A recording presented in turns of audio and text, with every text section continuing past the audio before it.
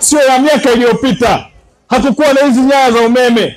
Tumesikia kuna mashule mengi yamejengwa, kuna zahanati, lakini kimebaki kituo cha afya hapa ambacho naamini kwenye ilani inayokuja hapa Ipande kituo cha afya kitajengwa hapa. CCM oye! Mimi najua ziko changamoto. Na ndugu mwenyekiti, changamoto labda chache tu za Ipande kwa mimi naijua Ipande.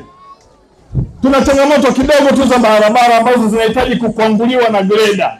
Nadhani hilo jambo liko ndani ya uwezo wako mwenyekiti. Ukipiga simu moja greda linakuja linakuangua barabara mpaka Jirimuli kule, zinaenda mpaka Damwelu.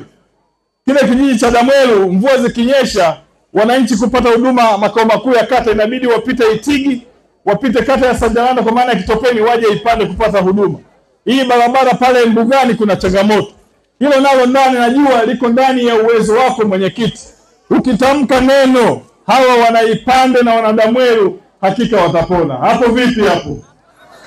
CCM oye! Ipande oye!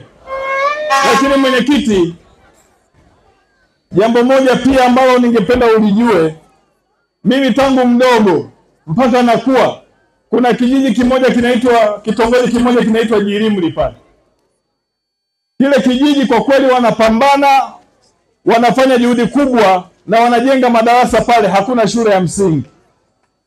Najua serikali inayo mipango, lakini kwa kweli mimi niseme pale kwa sababu ya maendeleo makubwa na idadi kubwa ya watu pale wanahitaji shule. Ndugu mwenyekiti, Jirimuli ni kitongoji cha muda mrefu mpaka leo hakina shule, lakini mimi naamini kwenye ilani hii mpya ya Chama cha Mapinduzi 2025 tutajenga shule pale kijiji cha kitongoji cha Jirimuli. CCM oye!